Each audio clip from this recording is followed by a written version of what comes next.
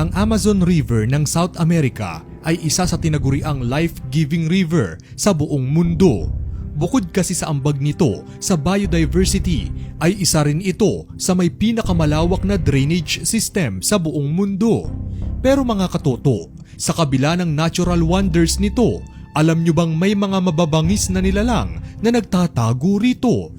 Ano-ano nga kayang monster creatures ang nagtatago sa Amazon River? At bakit nga ba sila dapat katakutan? Number 1. Red-bellied piranhas. Well mga katoto, alam naman nating lahat na anumang uri ng pirana ay may dalang panganib. Pero ibahin nyo ang isang ito. Ang red-bellied piranhas ay kilala sa razor-like nitong mga ngipin at malalakas na panga.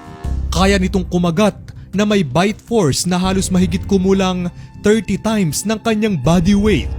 At bukod sa pagiging carnivorous nito mga katoto, isa rin ang uring ito sa pinaka-agresibo hindi lang sa iba pang mga hayop kundi pati na sa tao. Kaya naman kahit pasabihing mababa ang fatality rate sa mga naaatake nito, mas mainam pa ring mag-ingat. Number 2. Giant Otter. Well mga katoto, hindi ito gaya sa typical na otter na alam ng karamihan dahil ang mga giant otter mula sa Amazon ay literal na cute monsters. Kaya nilang lumaki ng mula 5 hanggang 6 na talampakan at kaya rin tumimbang ng halos 40 to 70 pounds. Bukod sa diet nitong fish, prawns at iba pang maliliit na aquatic creatures, kaya rin nitong papakin ang maliliit na caimans at snakes. Agresibo at sinasabing territorial ang mga giant otters. At take note mga katoto, madalas ay grupo rin sila kung umatake, kaya naman mas madali silang nakakapambiktima. Number 3. Goonch. Ang goonch mga katoto ay ang isa sa pinakamahirap hanapin at pinakamisteryosong river monster ng Amazon. Sa sobrang ilap ng mga ito, kakaunti pa lang ang mga pag-aaral na naisasagawa patungkol sa kanila at hanggang sa ngayon ay wala pa ring eksaktong datos ang nakapagsasabi kung saan nga ba talaga sila nagmula. Sa description, ang goonch ay kayang lumaki ng mula 6 hanggang 7 talampakan. May timbang na umaabot sa halos 300 pounds at may malalaking bibig na may matatalas na ngipin. Madalas itong mambiktima ng mga isda, ahas at iba pang maliliit na mammals. At gaya sa mga nauna nating nabanggit, literal na agresibo rin ang mga goonch. Sa katunayan, may ilan ng reported case ng human attacks nito gaya na lang ng infamous goonch attack case taong 1998 kung saan isang 17-year-old na lalaki ang nabiktima at hindi na muling nakita pa. Number 4. Piraiba. Ang piraiba ang isa sa pinakamalaking uri ng catfish na meron sa Amazon mga katoto. Kilala rin ito sa bansag na freshwater shark dahil sa resemblance nito sa mga pating. Isa ito sa pinaka-notorious predator sa Amazon River na may habang umaabot mula 8 hanggang 12 talampakan at bigat na aabot sa halos 150 to 200 kilograms. Sa laki niyan mga katoto ay talaga namang mapapatunayang mapanganib ito. At isa pa sa nakakatakot dyan ay wala umano itong pili sa pagkain. Mapaisda, ibon, iba pang aquatic animals at unggoy. Well mga katoto, hindi lang yan dahil ayon sa ilang accounts ay kaya rin itong mambiktima ng mga tao. Number 5. Red-tailed catfish. Well mga katoto, sa pangalan pa lang ay magkakaideya na kayo sa pisikal na itsura nito. May bigat ito na aabot sa halos 180 pounds at naglalaro naman sa laki na halos 5 hanggang 6 na talampakan. Nocturnals ang mga red-tailed catfish mga katoto. Ibig sabihin, mas buhay at mas nambibiktima sila sa gabi kaysa araw. At take note mga katoto, hindi lang sila agresibo sa iba pang mga isda, kundi pati na sa mga tao. Number 6. Arapaima. Ang isang ito mga katoto ay itinuturing na streamlined fish. At alam nyo ba kung anong hanep skill nitong arapaima? Well, kaya lang naman itong mabuhay sa loob ng 24 oras nang walang tubig.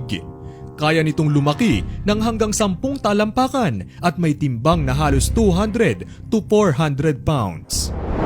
Ang eating technique nito mga katoto ay kakaiba rin dahil sa oras na ibuka nito ang kanyang bibig ay gumagawa ito ng vacuum effect na siyang humihigop sa anumang malapit na biktimang target nitong kainin.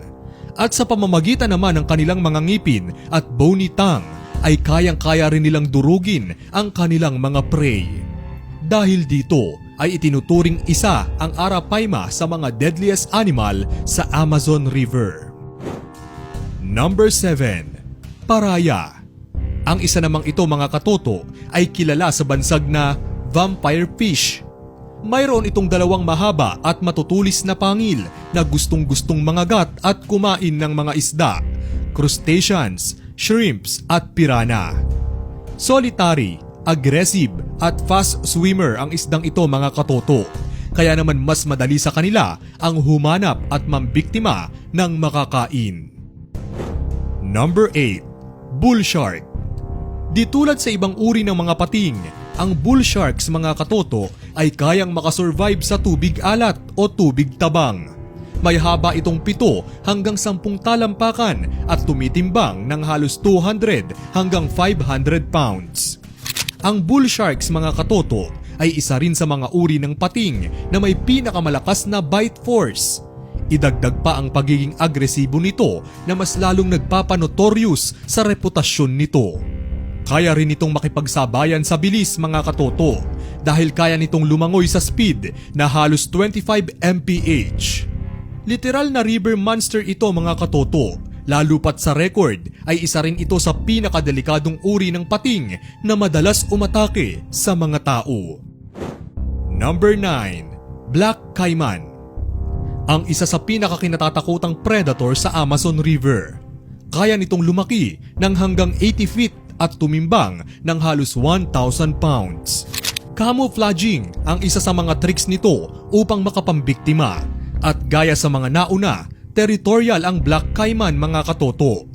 Agresibo ito sa anumang hayop at miski sa mga tao. Nocturnal din ito na nangangahulugang mas aktibo ito sa gabi. At mga katoto, isa rin ang Black Caiman sa deadliest animal at ilang reports na rin ang naitala sa mga naging human attacks nito kung saan ang ilan ay nagdulot ng serious injuries at fatality.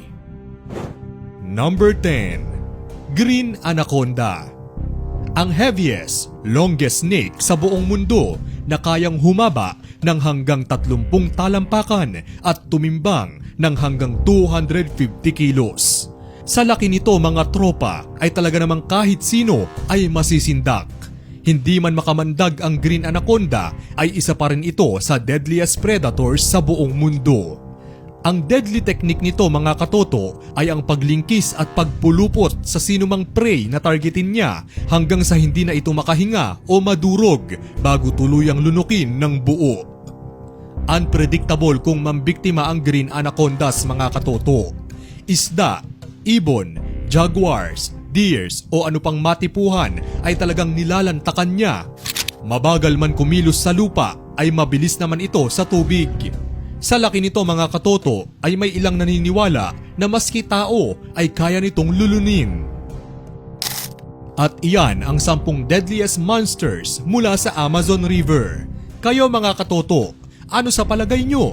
Dapat nga ba silang katakutan o hindi? I-komento ang inyong mga sagot sa ating comment section. Kung gusto nyo pang makarinig ng mga katulad nitong mga kwento, i-like lang ang ating Facebook page at mag-subscribe sa ating YouTube channel.